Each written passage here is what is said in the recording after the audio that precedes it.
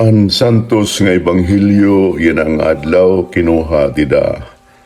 Han ebanghelyo nga sinurat ni San Juan, ikakaruhaan nga kapitulo, bersikulo karuhaan kag upat, tubtubhan karuhaan kag siyam. Diri kaupod ni Rahi Tomas, ang gintatawag nga karuha, kausahan 12 han mga tinunan. Ang pagpakita ni Jesus sa ira, sanglit ginsumatan hiya nira, ang iba nga mga tinunan, hingkitan namon ang Ginoo. Nagsiring hituma sa ira, diri ako matuod kung diri ko hikitan ang mga ulat, han ginlahusan han mga raisang didahan iya mga kamot, ngan mahibutang ko an akon mga tudlo, didahini nga mga ulat, ngan mahiram han akon mga kamot an iya kagiliran. Paglabahin usa kasimana, nagkaurusan na liwat ang mga tinunan, asuludhan balay. Ngan upod na ni Rahi Tomas, trangkado ang mga porta kundi inabot Jesus, ngan tinuk daw habot nga han mga tinunan nga nagsiring, an kalinaw maada haiyo, nga nagsiring hiya kan Tomas, ibutang didi an imo tudlo, ngan kita anakon mga kamot, ngan ikadi an imo kamot, ngan hiraman akon kagiliran, ayaw na pagruhaduha, tuo na. Nagbato ni Tomas sa iya, Ginoo, kung ang Diyos ko. Nagsiring Jesus sa iya, natuo ka na, kay nakakita ka haakon, palaran adto natuo, bisan waray makakita haakon. An maupay nga sumatan aton dayon nga katalawasan, paghimayaon ka, Ginoo. Ini nga aton gimbasa nga bahinhan ebanghelyo nga sinurat ni San Juan, aton usa nga paagi han pagsabot kun ano gud ang panginahanglan naton han pagtuo kan Jesus. Ini nga istorya na hinabo kataliwan han pagkabanhaw ni Jesus, tikang han mga minatay nga nagpakita hiya han iya kalugaringon ngadto han mga apostoles, ngan sugad na nato nabati waray didto hi Tomas. Ang mga ginyakan ni Tomas natikang inusa nga tao nga natuo kung makakita la o matuo kung bumati la, natuo kung iya may kaplagan an iya mga iuungara o gintitinguha, sugad han iya pagkita han kinabuhi. Mga kabugtuan, ang pagtuo, usa nga grasya, tikang sa Diyos. Hatag haaton, nga waray kita pangaro, nga waray naton paghuna-hunaa, nga hatag haaton, kay ini tikang sa Diyos. Salit, kung natuo kita, angay kita magpasalamat sa Diyos.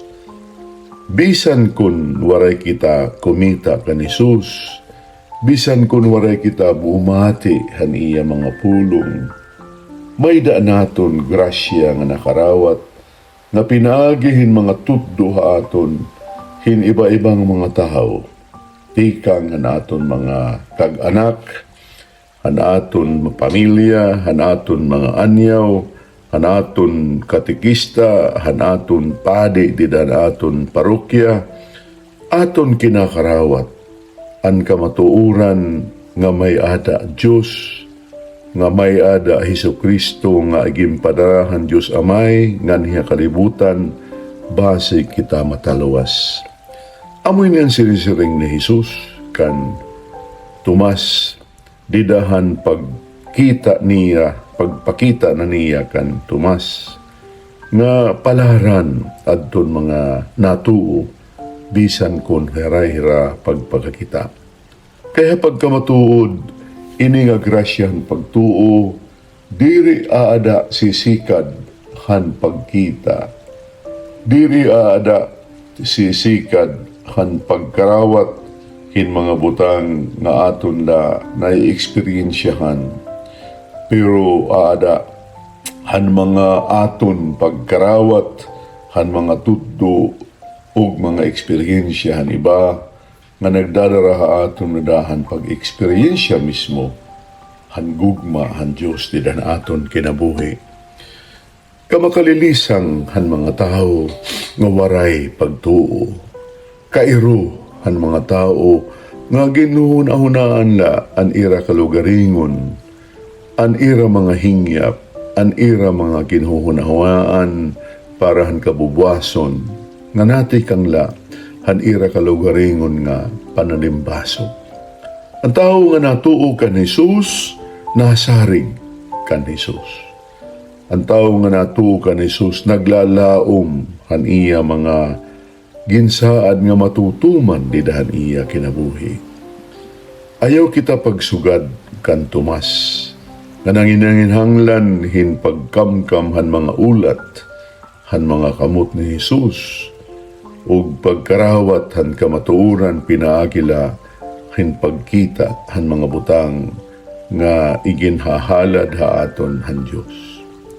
Ang pagtuo mga kasangkayan, usa nga grasya angay naton pasalamatan ug angoy naton idasig. Pero ini nga pagtuo nga grasya nga akon sinisiring, angay naton pahalarumon di dahan naton tagsa-tagsa nga kinabuhi. Ano man nga paagi ang pagpahilarom, ini nga pagtuo. Siyahan ang pag-aram han mga tuddo han Dios sa aton nga makikita di dahan santos nga kasuratan, nga makikita di dahan katisismo han aton singbahan nga katolika. Pinakikita o mababati mahibabaruan pinaagihan mga sermon han aton mga kapadian at tag-adlaw nga aton pagsingba sugod banhan kada Domingo nga aton pinamamatian ang liturhiya han pulong sa Dios. Mga kabugtuan ko kang Kristo, pasalamat o pagdasig, sugad man pagpahilarom han pagtuo, ang kinahanglanon naton, yana nga mga panahon.